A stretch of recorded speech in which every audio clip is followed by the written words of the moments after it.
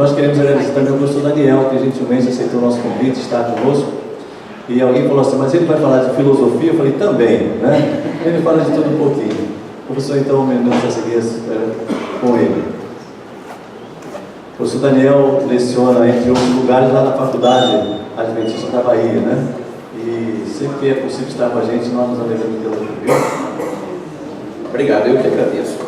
E é uma responsabilidade muito grande estar aqui. Você viu, né? E aqui, com essas pessoas especiais, é muita responsabilidade. Quando Débora me falou essa semana, me convidando, eu não parei de pensar e de orar por esse momento, porque realmente é um local muito especial. A gente tem que deixar nossas ideias, nossos planos, propósitos para pensar. E eu fiz uma pergunta, logo que desliguei o telefone, eu perguntei assim a mim mesmo: o que é o mais fundamental? Foi essa pergunta que motivou a reflexão que nós vamos ter. Mas nesse momento agora, o fundamental é que a gente pare um pouco para orar, antes de qualquer coisa, para que a gente dê o nosso mais fundamental, o nosso coração, para que a gente possa abrir o nosso coração, para compreender a palavra que nós vamos ler e para abrirmos as nossas mãos também depois dessa palavra. Então vamos orar. Senhor nosso Deus, estamos aqui para abrir a Tua palavra, Senhor, e te pedimos um favor, uma graça muito especial, que o Senhor venha abrir a nossa mente, nosso coração, para que possamos, Senhor, te conhecer melhor, te conhecer mais intimamente, para que possamos aumentar nosso amor por Ti, para que possamos seguir-te a cada dia. Amém. Te pedimos isso, Senhor, não por nossas ações, nós não temos nenhuma capacidade, mas que em nome de Jesus o Senhor opere em nós hoje. Amém. Amém.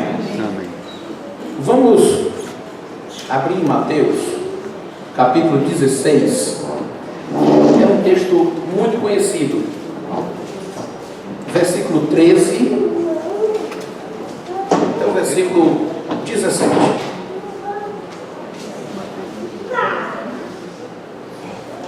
A minha Bíblia tem o título A Confissão de Pedro.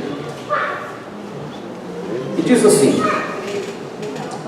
indo Jesus para os lados de Cesareia de Filipe, perguntou a seus discípulos: quem diz o povo ser o Filho do Homem? E eles responderam: uns dizem João Batista, outros Elias, e outros Jeremias ou algum dos profetas. Mas vós, continuou ele, quem dizeis que eu sou? Respondendo Simão Pedro, disse: tu és o Cristo, o Filho do Deus vivo.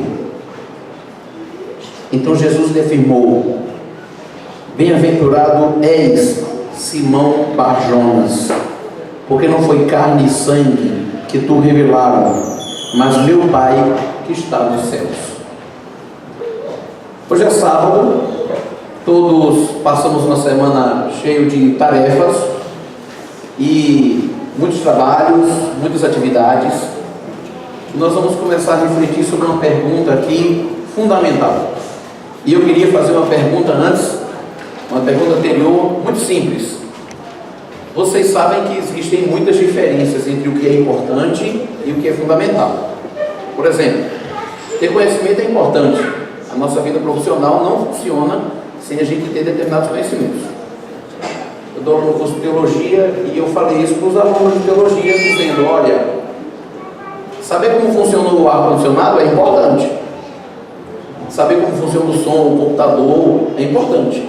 Mas é fundamental? Bom, eu vivo muito bem sem saber como é que funciona o ar-condicionado. Mas é importante saber como funciona o ar-condicionado. Mas é fundamental?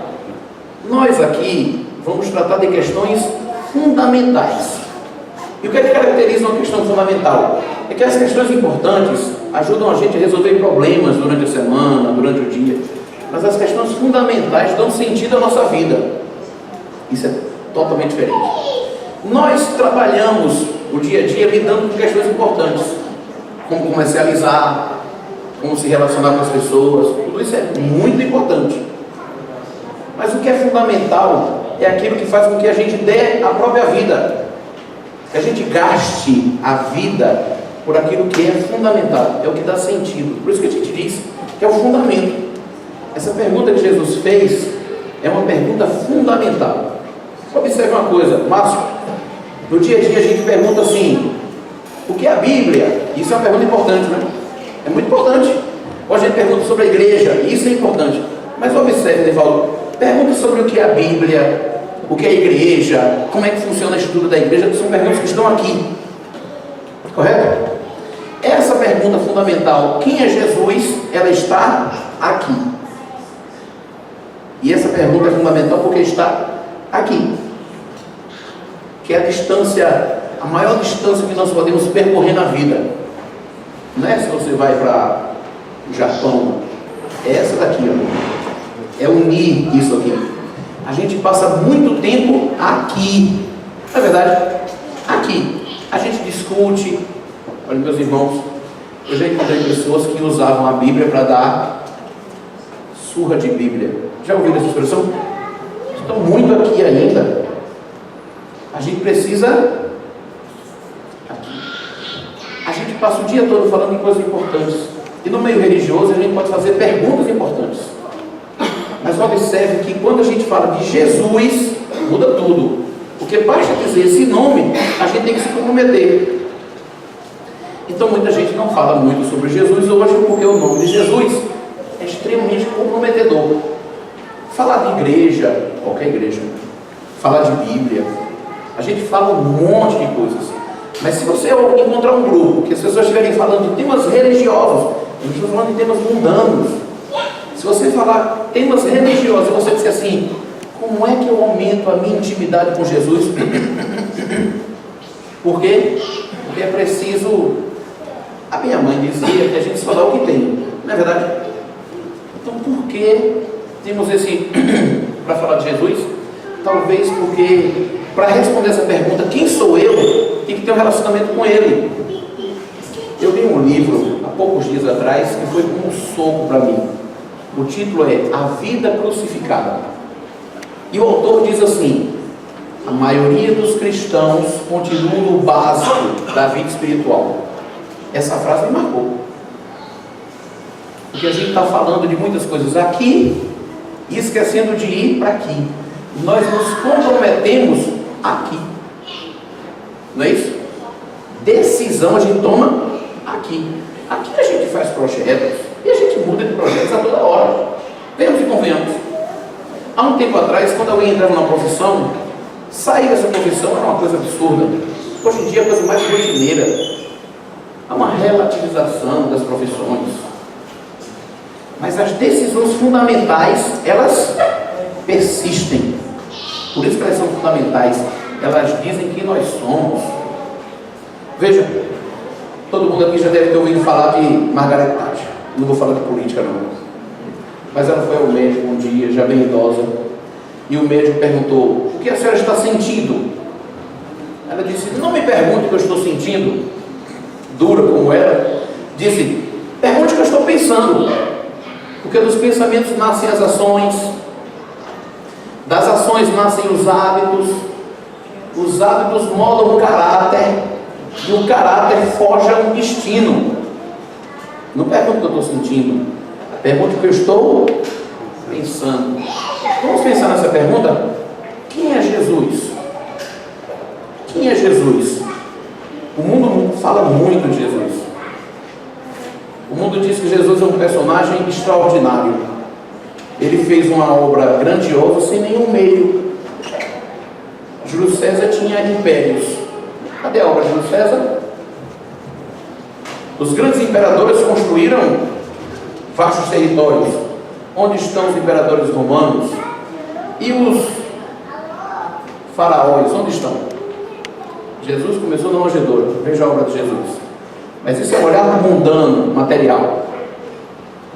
Os filósofos dizem que Jesus é um grande mestre da moral. Jesus trouxe muitos ensinamentos morais. Mas parece que essas perguntas, essas respostas para a gente, são insatisfatórias.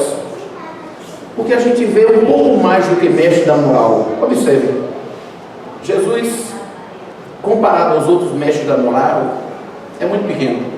Pense em Sócrates, Confúcio, pense em Dalai Lama. Todos esses ensinam a humanidade, faça isso, faça aquilo. Mas Jesus foi além, porque ele disse mesmo de sua divindade. Se Jesus disse que era Deus, ele não pode ser um simples mestre da moral, porque ele ou é Deus ou é um louco, e nos dois casos não pode ser um mestre da moral. Se ele é louco, não pode ser mestre da moral, mas se ele é Deus, a questão fica mais séria. Quem é Jesus? Para mim, essa é uma pergunta fundamental, porque vai moldar a forma como nós olhamos as coisas. Houve um homem comum, que teve um encontro excepcional. Nós vimos a resposta dele. Ele diz: tu és o Cristo. Mas vamos ver o primeiro momento em que Pedro encontra Jesus. Esse texto fica na gangorra do meu pensamento, pastor, há anos e anos. E se eu estou feliz, eu leio esse texto. Se eu estou triste, eu leio esse texto. E eu fico na gangorra do pensamento, indo e vindo. Lucas 5, de 1 a 11. Vamos ver o primeiro encontro de Pedro com Jesus. Diz assim, Lucas 5, de 1 a 11. Lucas, o texto, capítulo 5, versículos de 1 a 11. A esposa fala, a gente tem que obedecer na hora. Aconteceu que ao apertar a multidão para ouvir a palavra de Deus, estava ele junto ao lago de Genezaré, e viu 2 barcos junto à praia do lago. Mas os pescadores, havendo desembarcado, lavavam as redes. Entrando em um dos barcos, que era de Simão, pediu que o afastasse um pouco da praia, e assentando-se ensinava no barco as multidões. Quando acabou de falar, disse a Simão: faze-te ao largo e lançai as vossas redes para pescar. Respondeu-lhe Simão: mestre, havendo trabalhado toda a noite, nada apanhamos, mas sob a tua palavra lançarei as redes. Isto fazendo, apanharam grande quantidade de peixes, e rompiam-se-lhe as redes. Então fizeram sinais aos companheiros de outro barco, para que fossem ajudá-los. E foram e encheram ambos os barcos, a ponto de quase irem a pique. Vendo isto, Simão Pedro prostrou-se aos pés de Jesus, dizendo: Senhor, retira-te de mim, porque sou pecador. Pois à vista da pesca que fizeram, a admiração se apoderou dele e de todos os seus companheiros, bem como de Tiago e João, filhos de Zebedeu, que eram seus sócios. Disse Jesus a Simão: não temas, doravante serás pescador de homens. E arrastando eles o barco sobre a praia, deixando tudo, o seguiram. Vocês perceberam 2 Pedros aqui? Jesus fala, ele vê a sabedoria, ouve a sabedoria, e ele diz: mestre, nós passamos a noite trabalhando, mas por causa da tua palavra nós vamos lançar a rede. Ele disse mestre, mas era um homem simples, era um pescador, e ele lança as redes, e ele vê o que acontece. Aí você vê um outro Pedro falando agora. Ele se prostra no chão, ele se ajoelha, ele se joga e diz o quê? Mudou tudo em uma fração de... Ele agora não só ouviu, ele experimentou na vida dele o senhorio. Agora, eu disse, Pedro era um homem simples, pescador, não estava na alta intelectualidade. E você pode dizer assim: mas ele podia estar se admirando com qualquer coisa que ele estava vendo, ele não tinha uma crítica elaborada sobre o que estava acontecendo, ele podia se enganar facilmente. Não podemos dizer isso. Mas Pedro era um homem de sua cultura. Me diga um judeu que se ajoelha diante de alguém.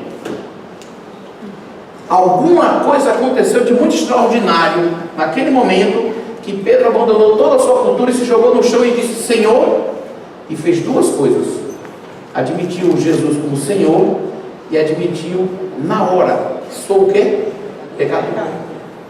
Nós só nos conhecemos quando nós nos medimos com Jesus.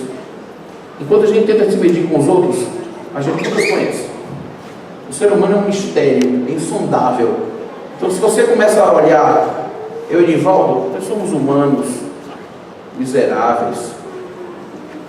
Mas só nos conhecemos quando a gente vê olhando para Jesus. Aí vejam só, eu disse que Pedro era um homem simples, mas que palavras apaixonadas.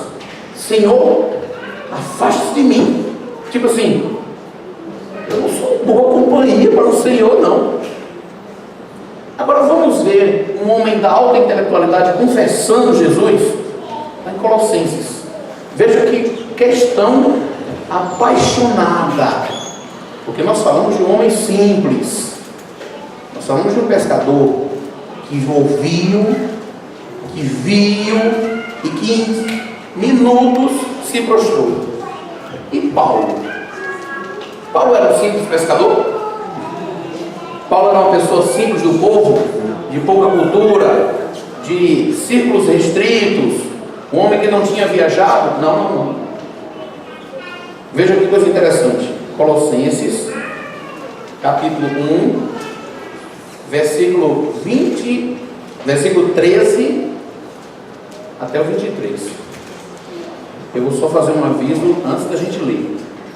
São palavras tão apaixonadas.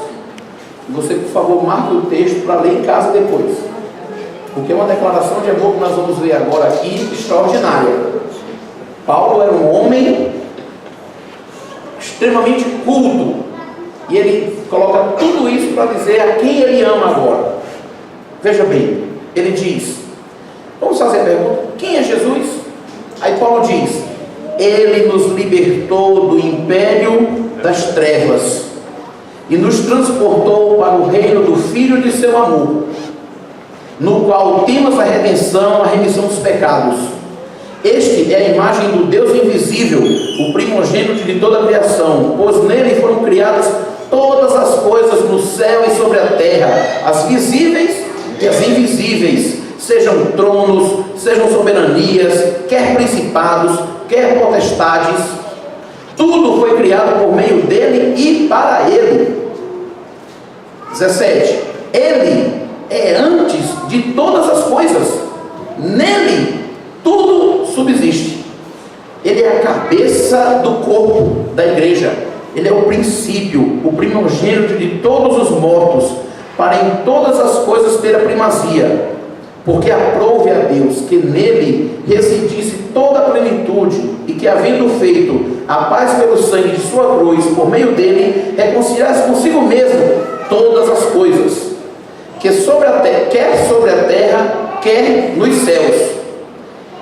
E a vós outros também, que outrora éreis estranhos, inimigos do entendimento pelas vossas obras malignas, agora, porém, vos reconciliou no corpo da sua carne, mediante a sua morte, para apresentar-vos perante ele, santos, inculpáveis e irrepreensíveis, se é que permaneceis na fé, alicerçados e firmes, não vos deixando afastar da esperança do Evangelho, que ouviste e que foi pregado a toda criatura debaixo do céu, e do qual eu, Paulo, me tornei ministro. Amém.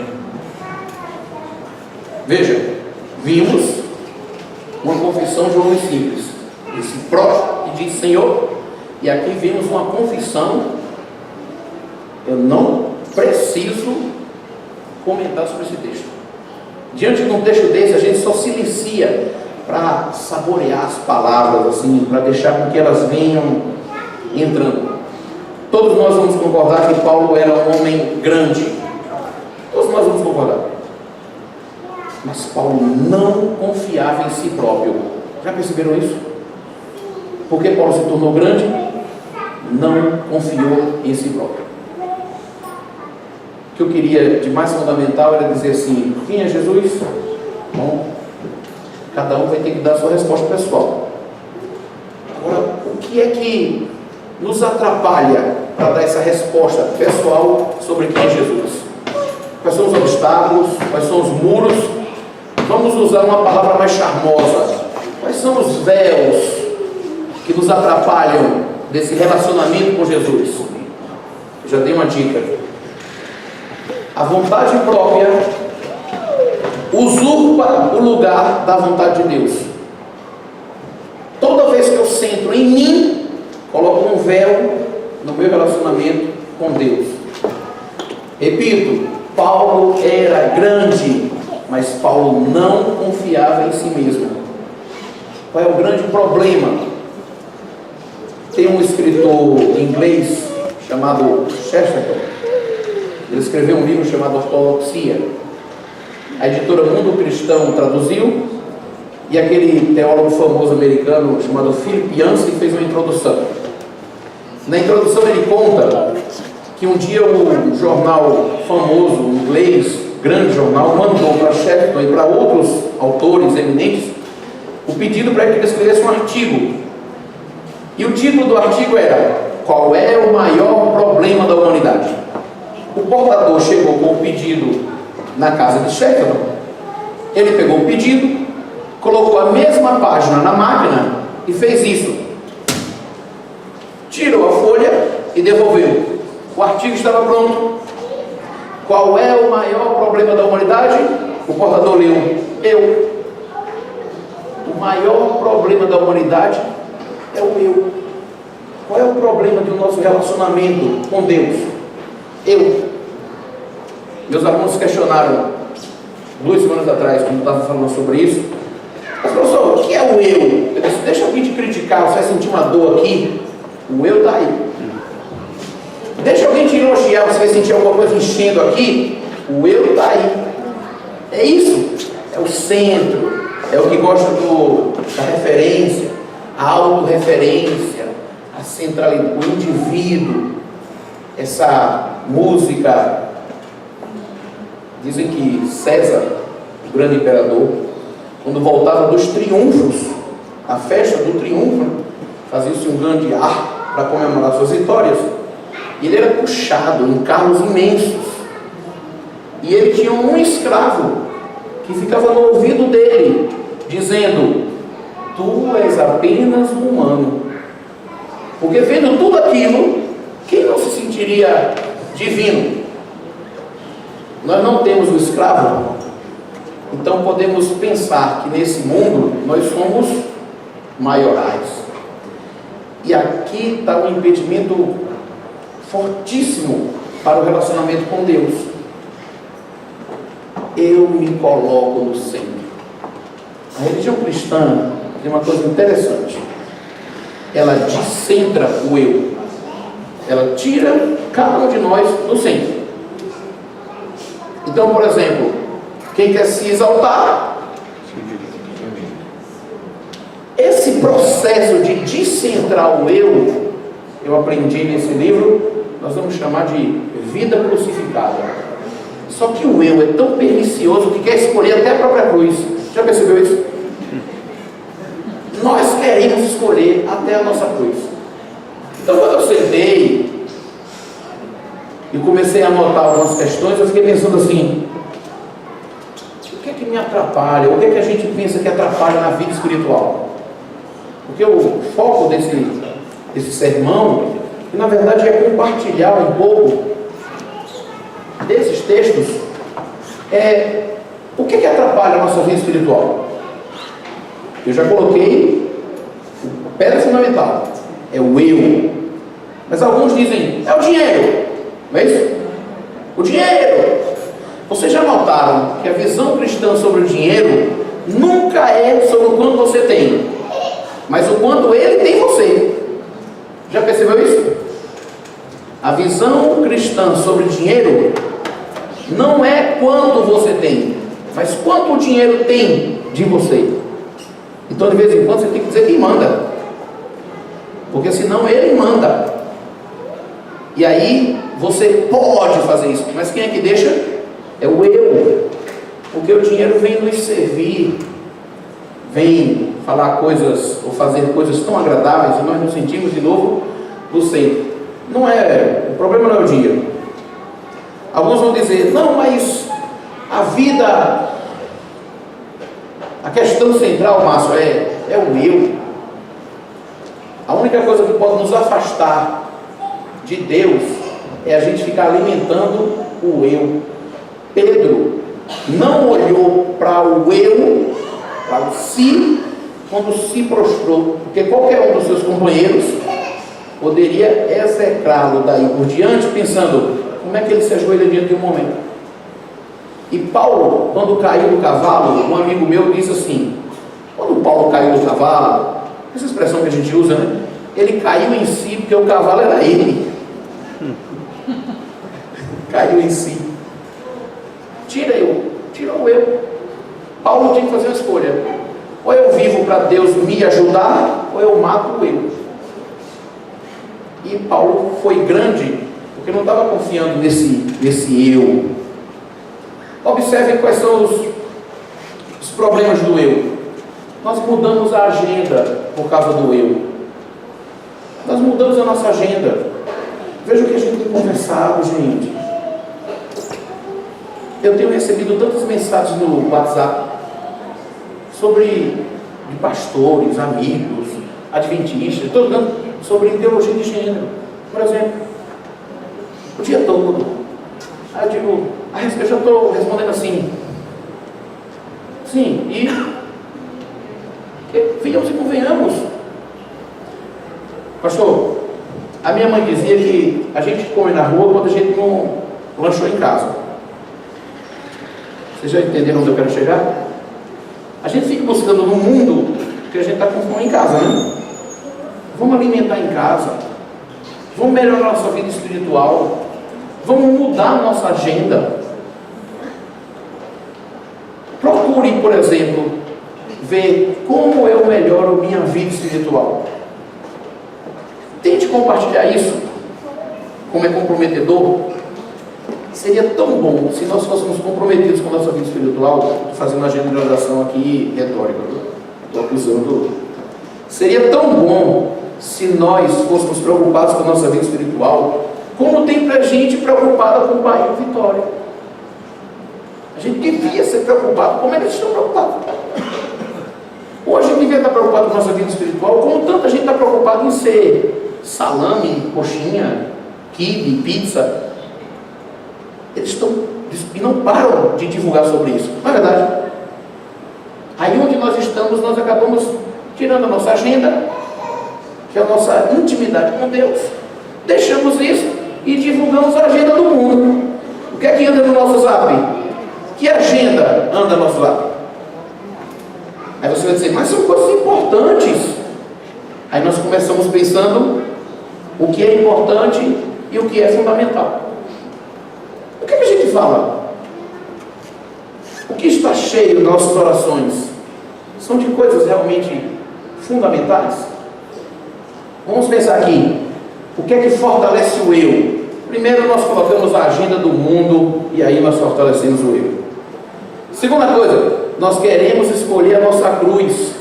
Eu sou cristão, eu sou adventista, eu escolho a minha cruz, porque eu estou no centro. Essa é a questão que acaba.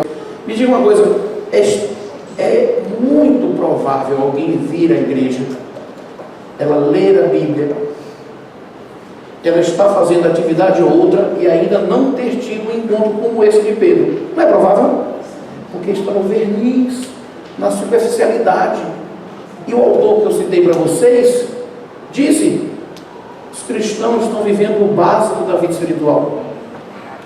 Então a gente pega a Bíblia, em vez de tomá-la como carta de amor, usa como arma. É a infância. É uma infância ainda da vida espiritual. Deixou de ser alimento para ser o quê? Um modo como eu vou te criticar. É muita infantilidade. espiritual acaba sendo uma plantinha, não desenvolve. O que é que atrapalha a nossa vida espiritual? Qual é a sua agenda? O que é que te ocupa? Segundo, você está escolhendo sua cruz? Então, depois, não queremos matar o eu. Terceira questão. Nós queremos cultivá-lo, guardá-lo. Todos os apóstolos passaram pela experiência de matar o eu. Aí você quer dizer o quê? Não, eu quero. Não, faça uma experiência. Eu sou professor, falou que também é professor, tem outros professores aqui. O professor gosta de passar exercício, né? Faça uma experiência espiritual. Procure ser o terceiro. Nós queremos tanto ser o primeiro. Procure por um dia só ser o terceiro. Coloque Deus em primeiro lugar. Esteja atento aos outros que estão ao seu redor, próximos de você. E procure ser o terceiro. Um dia só. Aí você vai começar a entender o que é comunhão com Deus. Procure ser o terceiro. Porque nós centralizamos muito no eu. Paulo, se fosse o primeiro, a gente não tinha uma grande parte dos evangelhos. Talvez a gente nem estivesse, porque nós somos descendentes desse grande homem, né? Você já imaginou se Pedro dissesse assim, Pedro se colocou muito mais do que esse. O Evangelho de Marcos, eu leio o Evangelho de Marcos muito, e para mim ele sempre está respondendo uma pergunta: quem é Jesus? O interessante é que até os discípulos responderem, outros respondem, os endemoniados respondem: és tu, Senhor? A pergunta continua, gente: quem é Jesus? Eu não posso responder por vocês. Cada um vai ter que dar a sua resposta pessoal, íntima, profunda. Como é que nós podemos fazer isso? Descobrir quem é Jesus na minha vida, pessoalmente. Posso dar umas dicas? Primeira dica: busque a Deus. Mas não busque a Deus nas formalidades. Busque a Deus no dia a dia, na hora não marcada. Não no horário da refeição, ou de manhãzinha. Busque a Deus dirigindo. Ou busque a Deus quando você sair e ver o sol nascendo, o sol se pondo. Busque a Deus quando você estiver saindo aqui, que você for pegar o seu carro. Busque a Deus quando você estiver tirando a chave do bolso. Primeira coisa, quer saber quem é Jesus na sua vida? Busque a Deus. O mundo vai falar de Jesus, mas sempre vai dar respostas anêmicas, insuficientes, pálidas, tímidas. Eu não quero isso. Pergunte ao Senhor o que Ele quer de você. Na sua oração, não vamos encher tanto nossa oração com palavras. A gente fala demais. Vamos perguntar: Senhor, o que Tu queres de mim, Senhor? E faça um outro exercício espiritual. Passe um dia batendo na porta dele, dizendo: Senhor, o que o Senhor quer de mim? Batendo na porta. Eu tenho certeza que Ele vai responder. Tem uma resposta imensa aqui, maravilhosa, que nós podemos ler perguntando: o que o Senhor quer de mim? Outra coisa que pode nos ajudar é: faça como Cristo. Ah, mas eu não devia compreender. Não, isso é muito grego. Olha, quem está falando é o professor de filosofia. Os gregos primeiro querem compreender para fazer. Isso é a mentalidade grega. Os judeus fazem, compreendem, compreendendo, fazendo e vai fazendo. Aí você diz: mas como é que Cristo fazia? Aí eu peguei um texto maravilhoso de Ellen White, um texto que desarma o eu, porque é prático. Ellen White é uma pessoa prática, inspirada, e ela diz assim: unicamente o método de Cristo trará verdadeiro êxito no aproximar-se do povo. O Salvador misturava-se com os homens. como uma pessoa que lhes desejava o bem, manifestava simpatia por eles, ministrava-lhes as necessidades, granjeava-lhes a confiança, e então ordenava: segue-me. Graças a Deus, nós estamos aqui hoje. Amém. Quando estava acontecendo a eleição, e as discussões sobre lei, justiça, são discussões difíceis, né? E eu pensando assim, eu estava ali sentado e pensando assim: nós estamos imersos na graça. Se Deus tirasse uma fração de segundos o seu olhar de nós, sucumbiríamos, deixaríamos de existir, porque estamos imersos nele. Tem uma diferença que peguei da conversa. Tem uma diferença entre fazer para merecer. Isso não é cristão. Eu vou ser bom para merecer. E a outra é fazer por condição. Eu não faço para merecer, eu faço porque eu sou. Então, o meu fazer, o meu relacionamento com os outros é um transbordamento de quem eu sou. Ora, nós estamos transbordando em ações quem nós somos, onde estamos. Porque o que nós fazemos não é para merecer. Eu não tenho mais o que merecer, eu já recebi. Professor, desculpa quando você falou assim: quem é o mais rico do mundo? Minha esposa me segurou, eu disse: eu. Bill Gates? Oh, meu Deus. Quem são os homens e as mulheres mais ricos? Nós somos. Temos dificuldades? Temos sim. Alguém disse que não teríamos? Não. Mas nós somos ricos. A nossa vida tem um sentido, há uma esperança. Você vai sair daqui, um mundão aí, ó, só está vendo coisa. Nós temos um sentido, nós temos um Deus que nos ama, que não para de dizer isso. Nós temos testemunho de pessoas que se entregaram, que tiveram sua vida dilacerada e continuaram felizes, porque a felicidade não diz respeito ao que a gente tem, mas quem tem a gente é totalmente diferente. E aí é que está a beleza da vida espiritual. É você sair de manhã sabendo que a coisa está difícil, mas você sabe, já venceram. Entendeu? Deus já venceu, o Espírito Santo já venceu, Jesus já venceu. Todos esses problemas já foram vencidos. Do lado, uma assessoria divina. Veja que coisa boa. Isso traz muita responsabilidade, porque quanto mais alto, mais caro.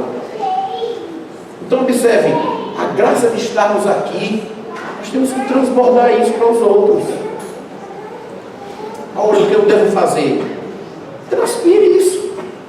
Comece a falar, ou comece a fazer, ou comece a ser, comece a pequenas mudanças. Mude. Se o mundo está do lado da rua, vai para o lado. Você não precisa estar discutindo essas questões aí. Tem tanta gente discutindo sobre isso. Eu vou dar dessa agenda, eu tenho uma outra agenda muito mais interessante. Sabe qual é? É o crescimento da nossa vida espiritual. Alguém está preocupado por isso? Então vamos, gente. Precisamos devotar tempo a isso. Quem é Jesus? A pergunta continuou. Porque essa pergunta é pessoal. Agora, quando você vai vendo na Bíblia, todos os grandes homens e as grandes mulheres deram uma resposta para essa questão. Essa questão é tão central, ela define a nossa vida. Ela define a nossa vida. No finalzinho de Mateus, o Senhor diz assim: eu não vos conheço. Eu vou concluir com uma experiência que nós tivemos. Eu fui convidado aí ao Espaço Novo Tempo de Aracaju para fazer uma série de palestras sobre pós-modernidade, religião. E aí, quando foi no sábado de manhã, no final da manhã, chamaram algumas pessoas. Eu fiquei muito impressionado com esse exemplo. Uma senhora chegou, ela era agnóstica 3 meses antes. Conheceu o espaço e disse que já não era mais, não podia dizer mais que era agnóstica. E ela foi falar rapidamente. Ela disse assim: olha, Eu vejo muita gente dizendo que quer o paraíso porque quer ruas de ouro e porque quer mansões. Eu sou rica, tenho minha casa, não quero mansões, nem quero ruas de ouro. Aí todo mundo, ela disse, eu quero é Deus, eu tenho dinheiro. Aí eu fico olhando assim, eu disse assim, que coisa. Porque muita gente fica falando da volta de Jesus, esperando ruas de ouro, não esperando aquele que vai voltar. Aí essa senhora disse, eu não quero rua de ouro. Esse negócio me incomodou. Aí quando eu estava lá no IAI um dia dando aula, na mesa assim, almoçando, um rapaz disse assim, começaram a falar, né? Como é que vai ser o céu? Aí o aluno disse assim, aí eu estou louco para ver as ruas de ouro. Aí voltou. Aí eu disse, você sabe que o ouro aqui só vale porque é escasso. Ruas de ouro não vai valer.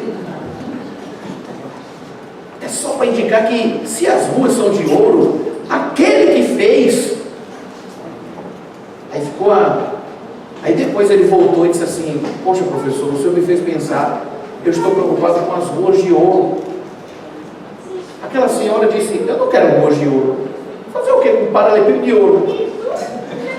No céu não canto paralelepípedo de ouro. Eu quero é Deus. Pronto. Que resposta, Márcio? Eu quero é Deus. As pessoas estão correndo aí atrás de paralelepípedo de ouro. Eu quero é Deus. Um amigo meu leu esse texto, Nivaldo, Lucas 5, de 1 a 11, a gente estava conversando, e ele disse assim, Daniel, tem uma coisa que me angustia muito. Quem ficou com os peixes? A pesca milagrosa.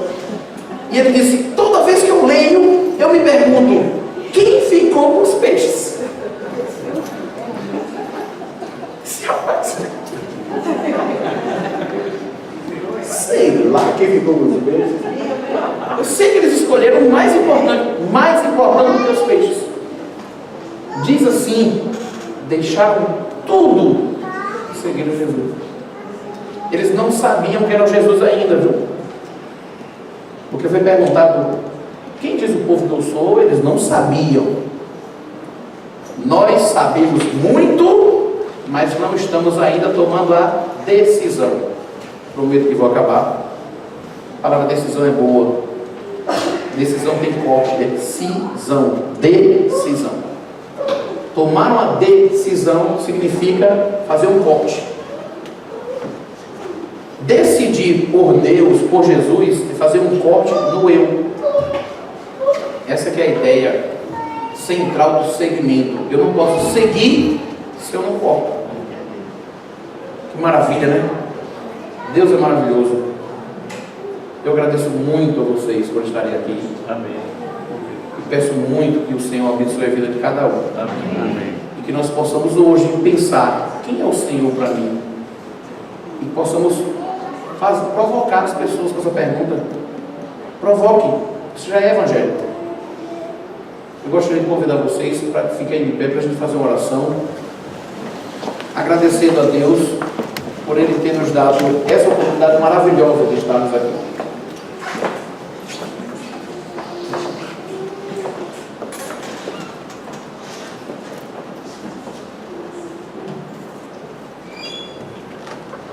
Senhor nosso Deus, nós te louvamos e te agradecemos, Senhor, por cada pessoa aqui, nessa igreja. Amém.